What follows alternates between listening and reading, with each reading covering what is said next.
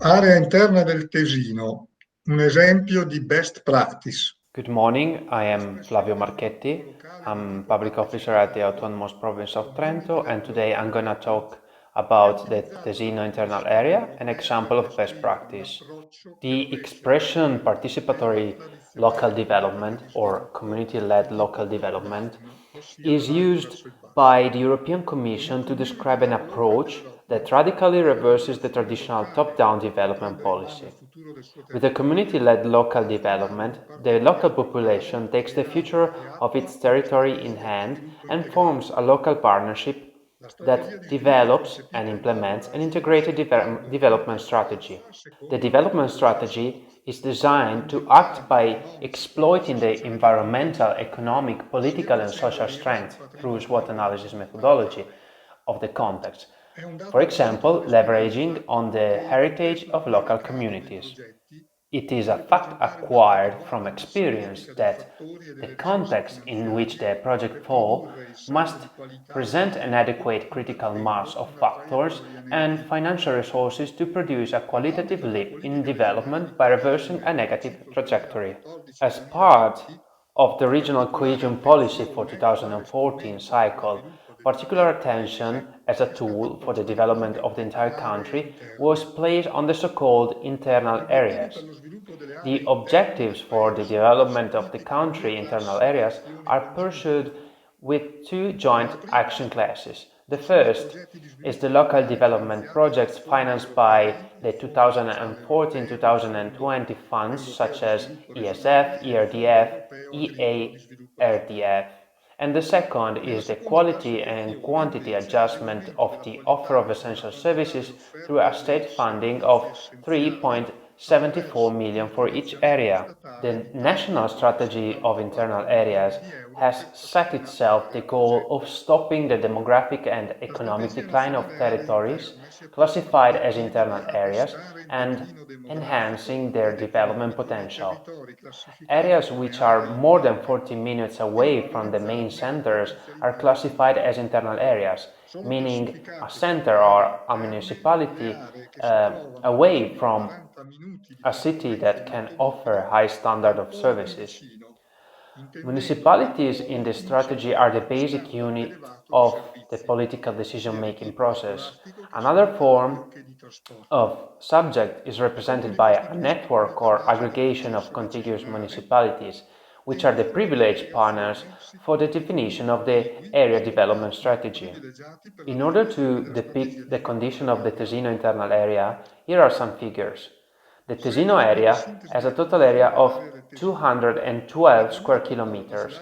In 2014, when the strategy started, the Tesino had about 2,308 inhabitants.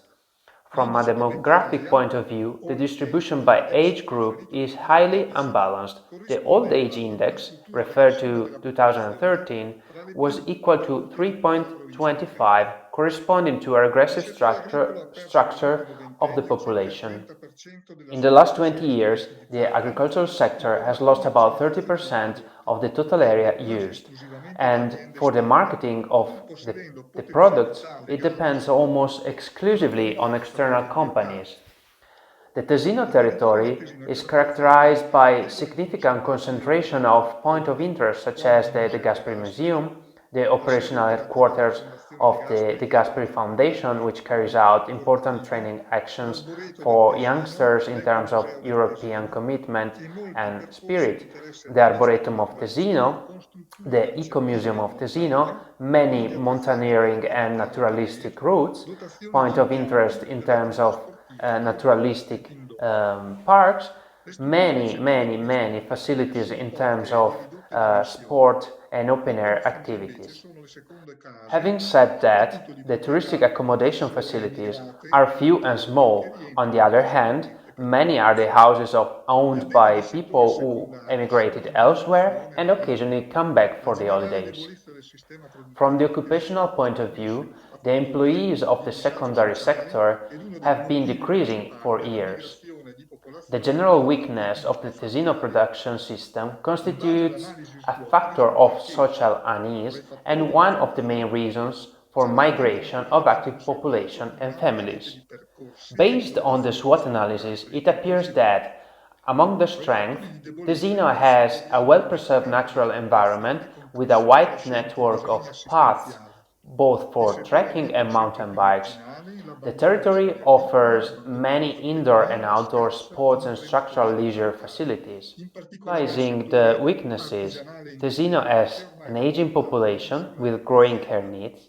The agricultural sector is increasingly marginal, both for what concerns agriculture of vegetables and fruits and farming. Entrepreneurial sector is lacking in activities and just one company is still active on the whole territory. Analyzing the opportunities of the territory, local products from agriculture and gastronomic could be enhanced, since the territory is associated with high quality. Other opportunities could arise from a better and easier accessibility to the territory. Another opportunity could be that of shaping the cultural, leisure, activity and accommodation offer of the territory, both for families with children and elderly. On the threat side, Tesino analyzes its insufficient entrepreneurial and associative mentality, a lack of generational change both in the agricultural sector and the abandonment of historic centers and municipalities. Coming to some results from the strategy document, I will cite here some interventions which have been financed by the 3.74 million euros by the state public resources. First, some alternative mobility has been implemented, so a construction of a cycle pathway that connects the three main municipalities of the area in order to facilitate the movement of both residents and guests. Secondly, the widespread medicine, which constitutes the analysis of the health and care needs of Tesino population as follows: training intervention for users of health and care services and for caregivers. Then there is also an experimentation of the so-called telehealth application for subjects suffering from various pathologies. Another intervention financed by the public resources was that of the creation of digital technology, e-commerce laboratories, pushing on language skills in the Tesino schools. And lastly, the realization of training courses open to young people from different European realities at the headquarters of the Fondazione Trentina Alcide de Gasperi in Pieve Tesino.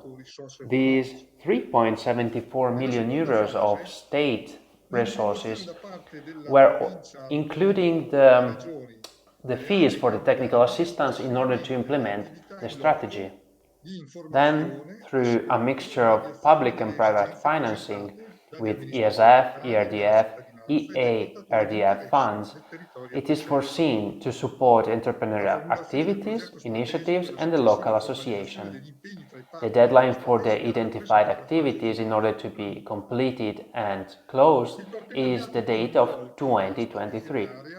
Now it is essential to address and to depict how the strategy for internal areas was coordinated. With the aid of a technical committee nominated at the national level, there were three phases. The first was the adoption of criteria for the identification of eligible areas following the mapping of municipalities at the national level on the basis of a grid of socio-economical indicators. Then, the single regions or provinces had to identify on-site those municipalities or candidate areas which could enter into the national strategy for internal areas.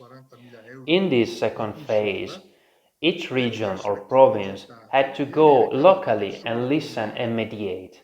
The process occurred among representatives of local administration, citizenship, stakeholders, and representatives of economic and social territory.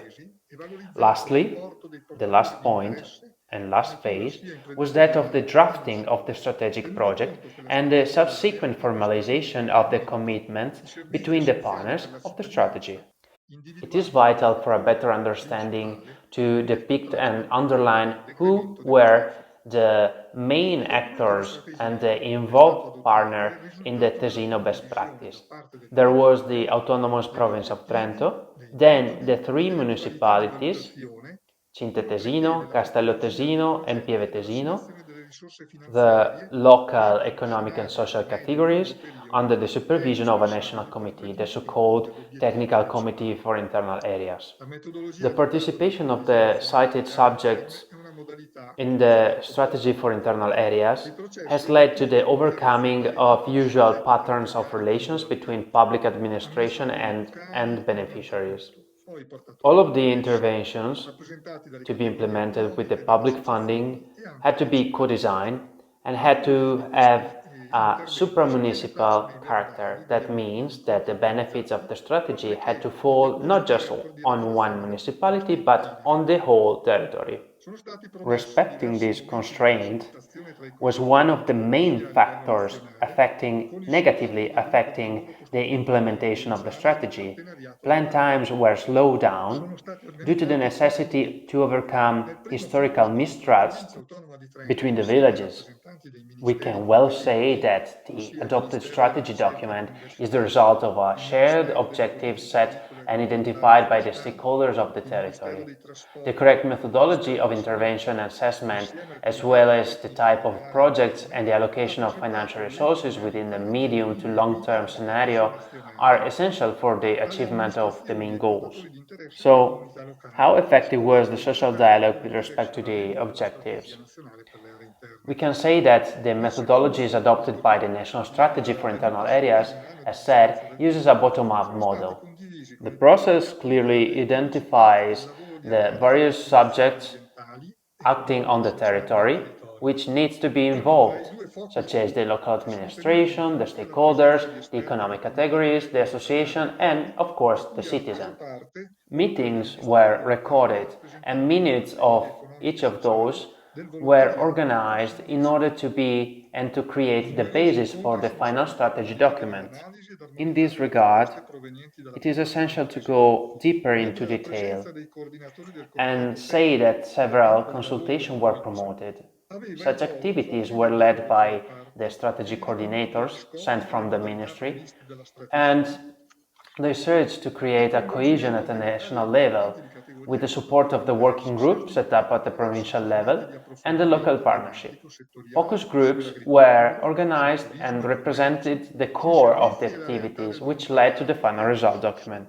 In the first focus group, the autonomous province of Trento, together with representatives of the competent ministries such as Ministry of Research and University, Ministry of Agriculture, Agri-Food and Forestry Policies, Ministry of Transportation and Ministry of Health, and the Technical Committee, the so-called CTAI, presented the purposes and guidelines of the national strategy to local communities and stakeholders.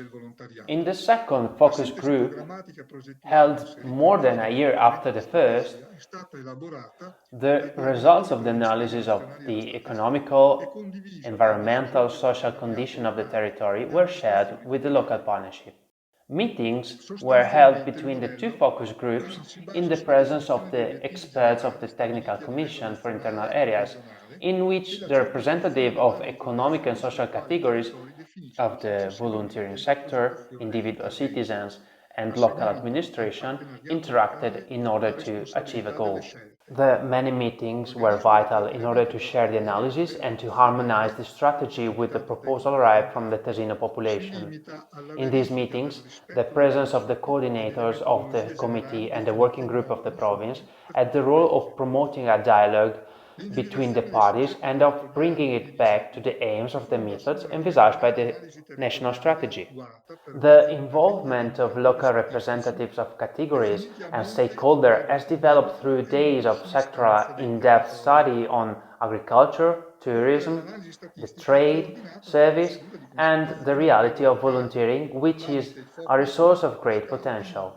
Scouting meetings were organized between 29 February and 2 March 2016, and after the second focus group held on April 6, 2016, meetings were with small working groups on specific sectoral intervention proposals, divided into 4 different meetings.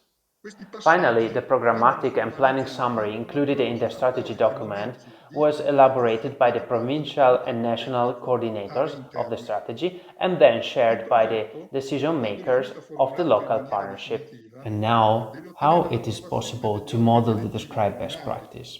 Basically, the model is based on the definition of general objectives established at a national or regional level, and the circumscription of the sphere of action on which the territories subsequently define the planning of intervention, assigning responsibility for the choices of the local partnership. The strategy coordinating body at the national level, the so-called CTAI, is limited to the verification of compliance with the general principles and methodologies defined uniformly in the whole country of Italy. The identification of the eligible territorial subject is based on a preliminary territorial analysis, which is carried out by means of a grid of statistical indicators defined upstream in a univocal way and not on the request of the territories. In addition to the statistical analysis, a local consultation procedure, such as focus groups, scouting, sector-specific technical meetings, is pre-arranged with moments of feasibility verification and synthesis in official documents. This is a mandatory step for the continuation of the definition of strategic projects of the area. When the project is formulated in this definitive way, it must obtain the approval of the municipal elective body, the municipal council, which mandates the lead municipality to sign the commitment representing the local partnership with the state. At the same time, the superordinate territorial body, region or autonomous province also approves the strategic project and intervenes mainly as a support structure for local authorities together with partners of the state administration. In the implementation phase of the strategy, a monitoring and evaluation body becomes operational, made up of representatives both of local and provincial and national partnership, working until the deadline of the implementation of the provision of the strategy in the year 2023. The bottom-up methods adopted are believed to be transferable to other territorial development planning contexts as well. To this end, some aspects deserve attention. The directing function of the process entrusted to qualified personnel, not political personnel, is very important, but is not a substitute for the autonomous capacity of the territory to express through its leadership the needs and the proposal for solving the problems. The action of information and involvement of the population is also vital, as well as a careful shadowing of meetings with the appropriate conduct of dialogue between the parties. Secondly, the approach for stages of subsequent refinement of the proposals with sharing between the local actors of stages of the progress of the proposal. It is important in the light of feasibility checks that are carried out by the project coordinators. It is also crucial for this purpose to have adequate legal administrative support from some project partner institution or institution, because local communities of small organizational dimension are generally unable to carry out this important phase of filtering proposals effectively. The subjects involved in the support action for local partnership called to design the strategy area were mainly the technical committee for internal areas and the working group for the internal areas set up by the province of Trento. In addition, there was the contribution of the Bruno Kessler Foundation, a research institution with which the autonomous province of Trento has an agreement with the staff of the OECD headquarters in Trento, and the departments of the provincial public administration. As final consideration of this best practice, the strategy construction procedure is very complex. By the timing, it is very dilated in some steps because it is conditioned by the mission of promoting the manifestation of needs and expectation of the territory. It is vital to define a leadership in this project. No topic must be addressed with superficiality. In-depth examination is vital for a full success. Timing repercussions are frequent, so checks and control are vital too. For this purpose, a systematic stimulus and timely verification of the feasibility by the bodies of coordination and structures of the strategy area is appropriate and necessary both at the national and regional provincial level. Thank you for your attention.